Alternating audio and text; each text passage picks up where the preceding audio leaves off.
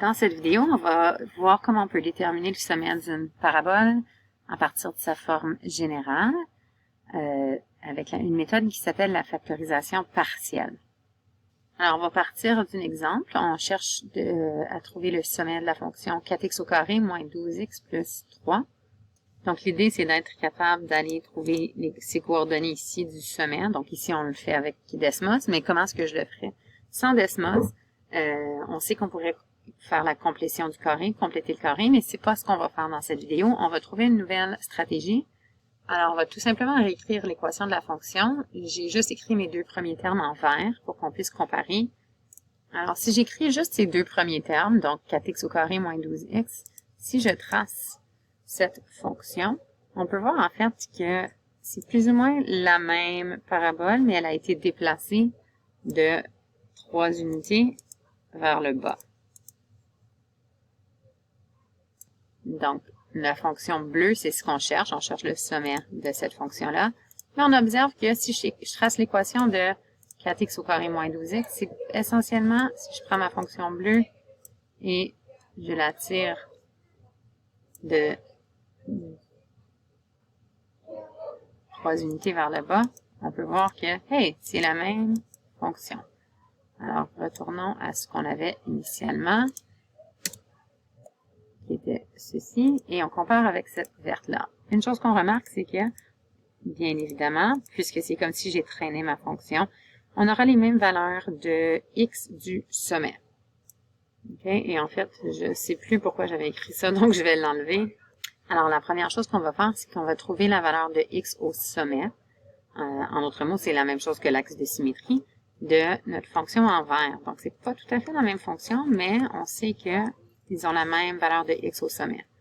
L'avantage de faire ça, c'est que c'est facile à factoriser ici, parce que j'aurai au moins toujours x comme facteur commun.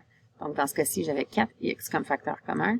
Donc, 4 fois moins 3x. On peut toujours aller vérifier 4 fois x. Oui, ça me donne 4x au carré. Et 4 fois moins 3.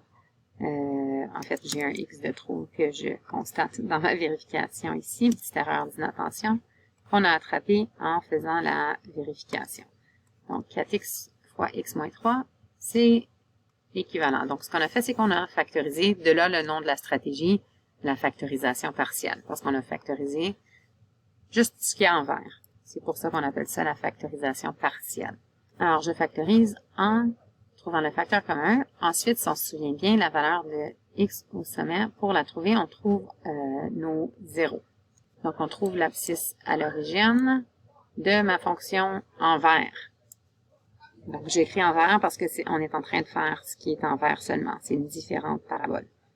Donc, si on commence, si je cherche les abscisses à l'origine, c'est très utile d'écrire la définition de c'est quoi une abscisse à l'origine. Donc, un abscisse à l'origine, c'est la valeur de x quand y est égal à 0.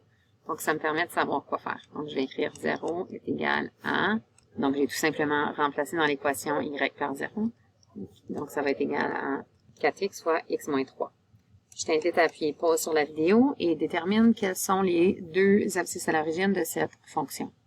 Alors, on se souvient qu'il y a deux possibilités. Si ce facteur est égal à 0, 0 fois n'importe quoi va me donner 0. Donc, ça maintient mon égalité. Donc, ma première option, ce serait que 4x soit égal à 0. Et ça va arriver, bien évidemment, quand x est égal à 0. Ma deuxième option, c'est si mon deuxième facteur est égal à 0. Or, si ce facteur-là est égal à 0, 0 fois n'importe quoi va me donner 0. Donc, ce serait une valeur de x qui fait en sorte que cette équation est vraie. Alors, à x-3, j'aurai une abscisse, à x-3 égale 0, j'aurai une abscisse égale à l'origine, donc à x est égal à 3. Donc, voici nos deux abscisses à l'origine. On se souvient que on n'a pas trouvé les abscisses à l'origine de ma fonction originale, donc la bleue, mais on a trouvé les abscisses à l'origine de cette fonction-ci. Donc, 0 et 3.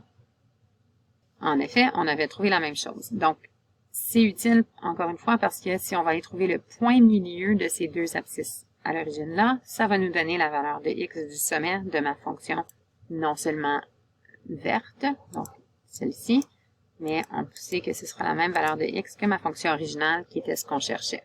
Alors, allons trouver ça. Alors, appuie sur pause et trouve la valeur de x au sommet, ou en d'autres mots, l'axe de symétrie, c'est la même chose, on trouvera la même valeur de x. Allons voir la solution. Donc, si on cherche l'axe de symétrie, en fait, c'est le point milieu, donc 0 plus 3 divisé par 2. Donc, on fait la moyenne de nos deux 0. On a trouvé la coordonnée x du sommet de ma fonction verte, qui est la même chose que la coordonnée x du sommet de ma fonction bleue qu'on avait dessinée dans Desmos. Donc, la deuxième chose à faire, en fait, c'est d'aller trouver la valeur de y.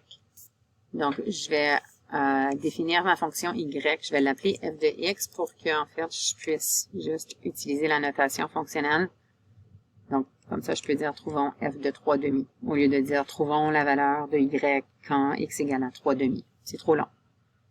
Et en fait, je vais le faire en bleu, puisqu'on est en train de travailler avec la fonction originale. Alors, appuie pause sur la vidéo, assure-toi de comprendre chaque élément de la solution jusqu'à date, parce qu'ensuite, on ne verra plus la solution en verte. Donc, appuie pause, réfléchis, pose des questions si tu en as jusqu'à date, et tu peux essayer de trouver la valeur de y lorsque x égale 3 demi. Allons maintenant voir la solution. Donc, là, ce qu'on cherche, c'est f de 3 demi. Allons voir la solution. Donc, ce qu'on peut faire quand on cherche f d'une valeur quelconque, c'est juste remplacer partout dans mon équation où est-ce que j'avais un x, je le remplace par des parenthèses, et à l'intérieur de ces parenthèses, on va aller mettre notre valeur de x.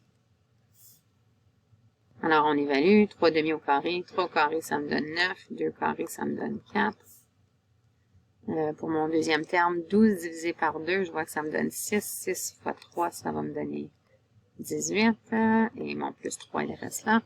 Et finalement, avant d'aller simplifier, on va simplifier seulement notre premier terme ici. 4 divisé par 4, ça me donne 1. Donc, il me reste 9. 9 moins 18 plus 3. 9 moins 18, ça va me donner moins 9, plus 3, moins 6. Alors, on peut l'écrire comme ça, ou si on veut comparer avec ce que Desmos nous aura donné, 3 demi, c'est 1,5. Donc, allons voir si on a le bon sommet. Donc, on se souvient que la fonction originale, c'était la bleue. Donc, les coordonnées du sommet, en effet, c'est 1,5 moins 6. Alors, pour récapituler ce qu'on fait dans cette méthode, je crée une nouvelle fonction plus simple qui aura seulement des termes variables pour que je puisse ensuite factoriser cette nouvelle fonction pour aller trouver facilement ces zéros qui va ensuite me permettre, avec ces zéros-là, d'aller trouver l'axe de symétrie qui est en fait la valeur de x de ce sommet-là. Puisque la valeur de x du sommet est la même que ma fonction originale, j'ai tout simplement à aller trouver, et puis là, au lieu de les appeler y et y, pour mettre de l'emphase sur le fait qu'elles sont différentes, ici, je vais juste les renommer. Donc, on va aller trouver f de 3 demi. Donc, on peut le faire algébriquement comme on vient de faire dans la vidéo. Puis, ça me donne donc les coordonnées du sommet. Donc, la valeur de y de mon sommet, de ma fonction originale qui était celle-ci. On avait obtenu moins 6.